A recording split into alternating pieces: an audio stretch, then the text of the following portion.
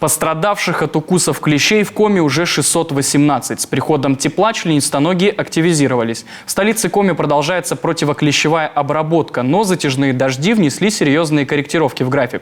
Предстоит обработать 300 тысяч квадратных метров мест общего пользования, больше 200 тысяч квадратов вокруг школ и детских садов. И это не считая территорий вокруг больниц, интернатов и детских лагерей. Работы у специалистов по дезинсекции хватает. Виктория Палкина оценила масштаб.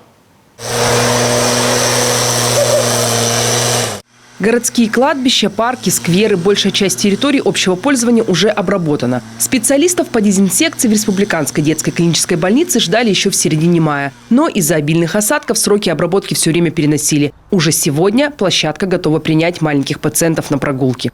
В летнее время очень хорошо нам помогает эта площадка, это улица. То есть ребенок на улице, он что? Он дышит свежим воздухом, он двигается так, как ему хочется, он качается на качелях, он наблюдает за природой. То есть это все нам помогает, чтобы ребенку и поднять настроение, и переключить его внимание с каких-то грустных мыслей, с каких-то болезненных процедур. Поэтому нам очень важно, что в этом году мы уже сможем гулять на площадке. 618 человек в Коми уже обратились за медицинской помощью после встречи с клещами. Среди них 130 детей. В травмпункте Республиканской детской клинической больницы уже приняли 50 таких пациентов. И главная ошибка, которую допускают родители, самостоятельно пытаются вытащить кровососа. К сожалению, болезнь действительно серьезная. Могут быть разные варианты, от достаточно легких форм заболевания до тяжелых и даже жизнеугрожающих.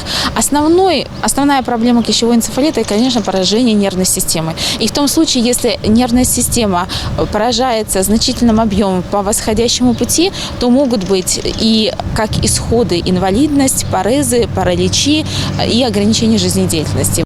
В лаборатории Республиканского центра гигиены и эпидемиологии каждую неделю проводят около 30 исследований. И чаще всего в клещах находят возбудитель клещевого боррелиоза. А ведь прививка защищает только от клещевого энцефалита.